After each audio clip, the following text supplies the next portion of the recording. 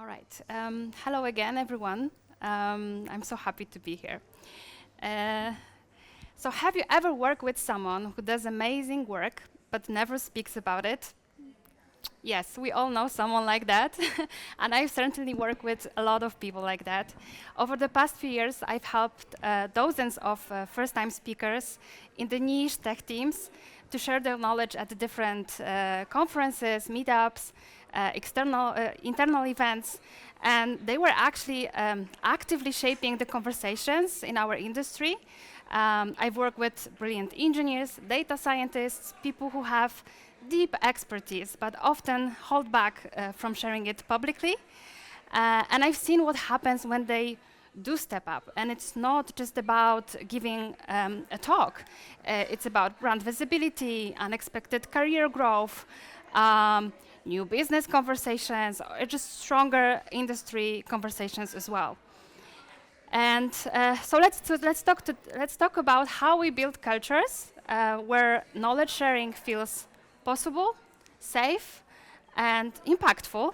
And to bring this to life, I would like to use some storytelling from the Disney movie Moana or Vaiana. So her story mirrors something I've seen again and again. The call to contribute, the fear of getting it wrong, the courage to try, and the ripple effect, the impact that follows. So today I'm taking you on a short adventure with a little help from the ocean. All right, have you seen the movie? Okay. If you're not familiar with the movie, it's the story about a young girl who feels called to sail beyond the reef, even though everyone around her says it's too risky, she should not do it. She's not a warrior, she's just a girl, but something inside of her says, there's more out there. There's something to explore, and maybe I can be the one to do it. So the ocean chose her. I love this line from Moana because it reminds me of so many people I've worked with, people who have been tapped, encouraged, or even asked to speak, but they just don't feel ready. Yes, I'm going to take a look at my notes. I'm really sorry. This is where many brilliant experts are.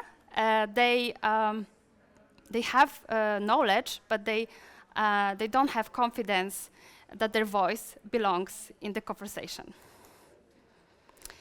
We stay where we're safe. In Moana, staying inside the reef feels safe, feels familiar, and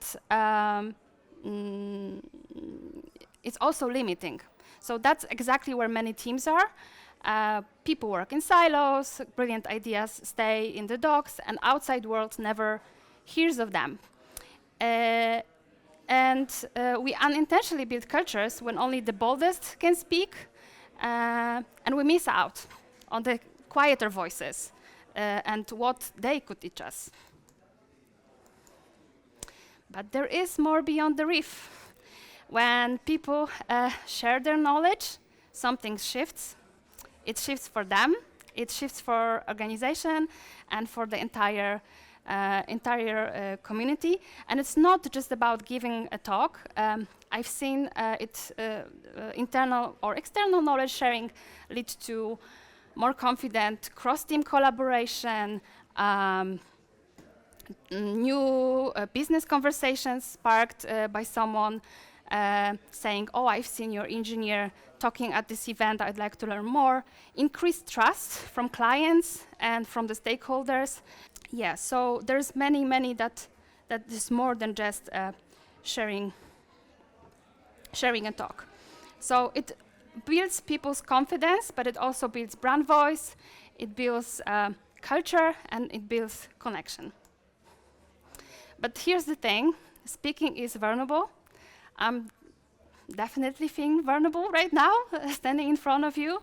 So sharing your work publicly for the first time, even internally, feels like a risk. And even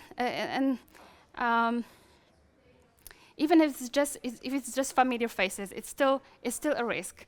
And this is true for many people, especially in technical roles. And it's not about the nerves. something that I'm feeling now. So the fear of public speaking is always a little bit stressful. Some people say it's stronger than a fear of death.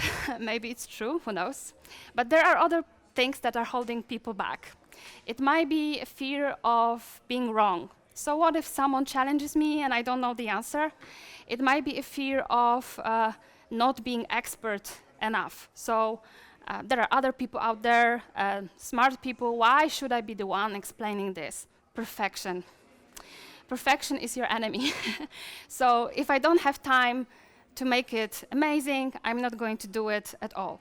Or just not having a clear path where to start and what to talk about. And these are not gaps in knowledge or potential. These are gaps in support and confidence.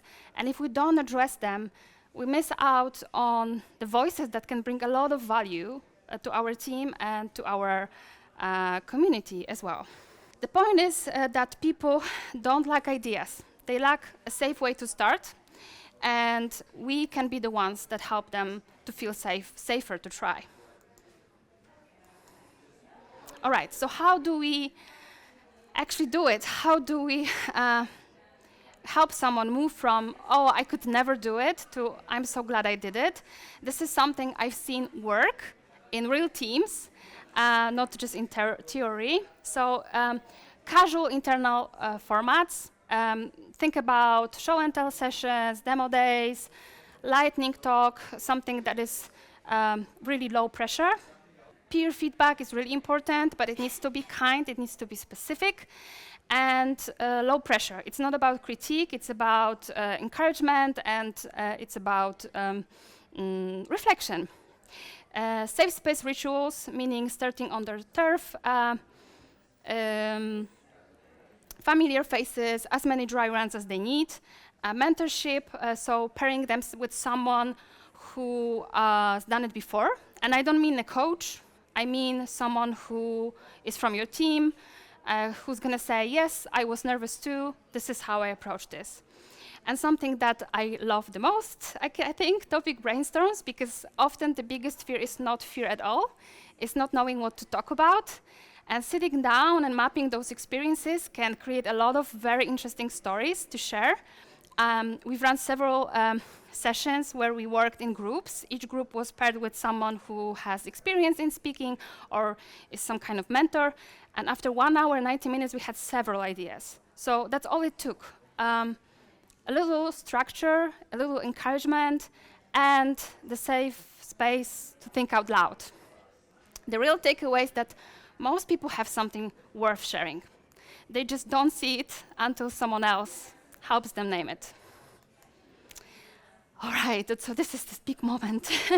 Big moment for our hero and someone who has never been thinking, oh, I can never be on the stage speaking, finally says, yes, I can do it. I have something to say. But what is just a talk can become so much more. What I've seen is, like, for example, their internal talk is being mentioned in some other team's project. It could be the client who says, hey, we are solving the same thing, so how about we talk about it? Or there's a blog post that follows, and suddenly this person is included in your brand voice and how you're being perceived in the industry. So yes, speaking is personal, but it's also building like a lot of momentum for your people, for your brand, and for your industry as well. But the journey isn't complete until you bring it home. So yes, for Moana, the story doesn't end when she sails into the distance.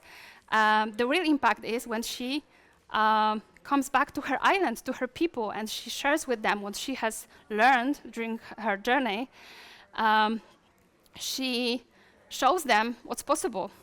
She doesn't just grow herself, she transforms the entire community. And this is what external impact looks like. So when someone on your team speaks, they don't just build personal confidence. They share lessons. They setting up examples. They're raising the bar for the others on their team. For the community, it means new role models, fresh voices in the room, some practical insights. For the business, it's about visibility, it's about trust, reputation. People pay attention to the companies who have their people speaking at different paces, so that's something to think about it as well. Yes, and it all started with someone just getting support to take the first step. So Moana gets a lot of credit here, she deserves it, but she never stays alone. She has her grandmother, or a spirit of her grandmother, actually. She has the ocean that guides her.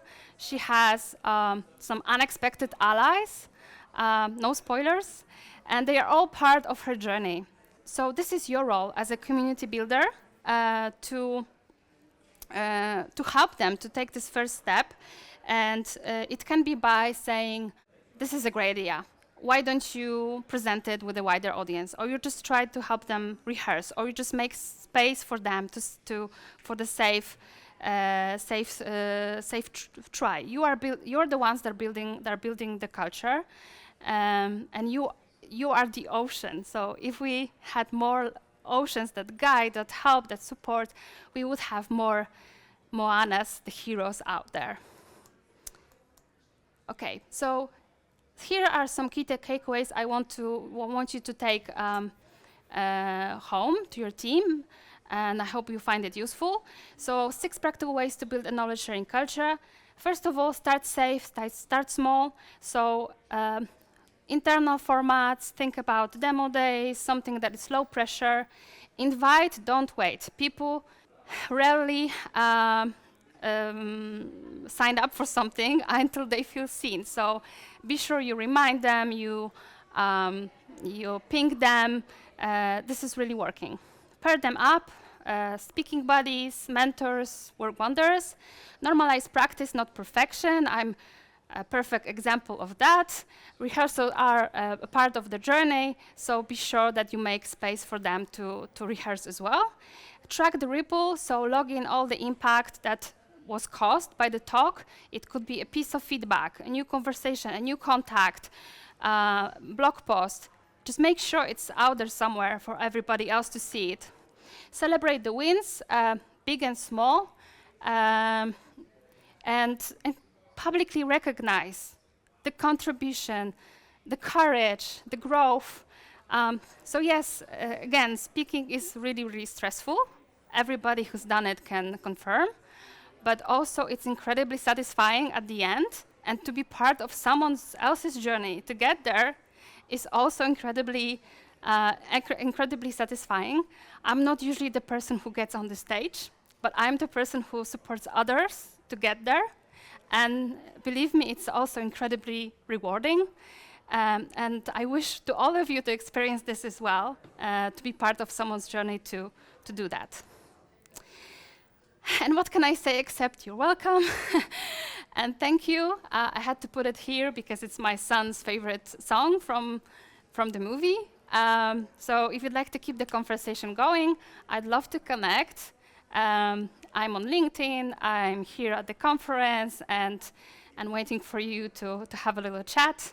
And I thank you so much for being here and listening to what I had to say. Thank you.